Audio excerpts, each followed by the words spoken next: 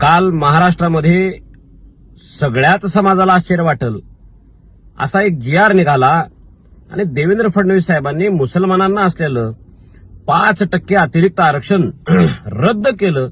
याबद्दल वेगवेगळी मतं राज्यामध्ये आता समोर येताना दिसत आहेत. पण मराठा समाजाच्या आरक्षणाचा एक कार्यकर्ता म्हणून, अभ्यासक म्हणून मला एका गोष्टीचं आश्चर्य वाटलं की 2014 साली दिलेलं हे आरक्षण कालपर्यंत अस्तित्वात होतं याचा थांग पत्ताच महाराष्ट्रातल्या कोणाला नव्हता. ना ह्या छगन भुजबळला होता, ना त्या सदावर्त्याला होता. अरे 2014 साली आमचं दिलेलं आरक्षण त्याच काळात लगेच थोड्या दिवसामध्ये हायकोर्टात चॅलेंज करून रद्द केलं गेलं. बरं 2017 साली 50% वरचं असंच आरक्षण दिलं गेलं होतं. ते विधानसभेत कायदा करून दिलेलं होतं. ते सुद्धा आरक्षण सर्वोच्च न्यायालयानं 2021 साली घालवलं आणि ते घालवण्याच्या मागे ओबीसीतले तथाकथित नेते अर्थकारण सुद्धा करत होते, खर्च करत होते पैसा सुद्धा. त्या गोष्टीचा आम्हाला शल्य नाही, कारण मराठा समाजाला कळून चुकलेला आहे की 50% वर दिलेलं असा कसलाही राज्य शासनानं कायदा करून दिलेलं आरक्षण टिकणार नाही हे आता स्पष्ट झालेलं आहे. जी भूमिका आम्ही राज्यभर वनवन करत, वनवास भोगत, वनवास यात्रा काढून राज्यभर सभा घेऊन जनजागृती करून मांडलेलं होतं त्याला काल पुन्हा एकदा शिक्कामोर्तब झालेला आहे. कारण जर काही आता दिलेलं जे काही 10% आरक्षण आहे अशाच पद्धतीनं मराठा समाजाच्या विरोधातलं कुणी आलं तर ते एखादं परिपत्रक काढून रद्द करू शकतंय. आणि म्हणून माझे ह्या कर्तबगार देवेंद्र फडणवीस सरकारला, एकनाथ शिंदे साहेबांना आणि सुनेत्राताईंना माझी विनंती आहे की मुस्लिम समाजाच्या जाती ओबीसी आरक्षणात सुद्धा घुसवल्या गेलेल्या आहेत.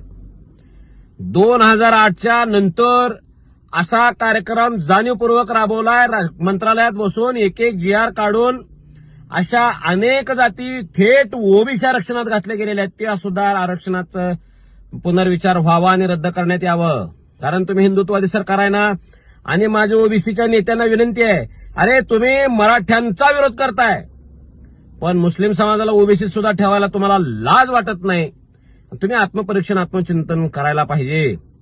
माझी अशी विनंती आहे की राज्य शासनानं जे मूळ ओबीसी आहेत त्या मूळ ओबीसीच्या यादीच्या वरती जे काही नंतर हळूहळू मध्ये त्यात ऍडिशन केलं गेलेलं आहे त्या सगळ्या जातीला बाहेर काढावं.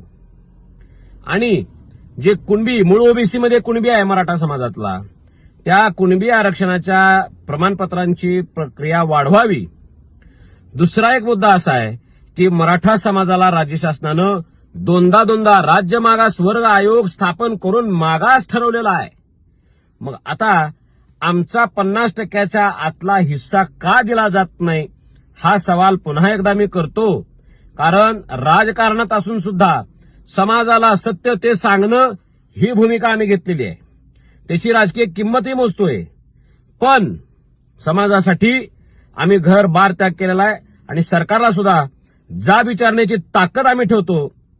ओबीसीचे नेते जर काय आम्हाला राजकारणात असून, मंत्रिपदावर असून जर मराठ्यांचा हक्क डावलण्यासाठी विरोध करत असतील तर मी माझ्या समाजाची बाजू नक्कीच मांडू शकतोय.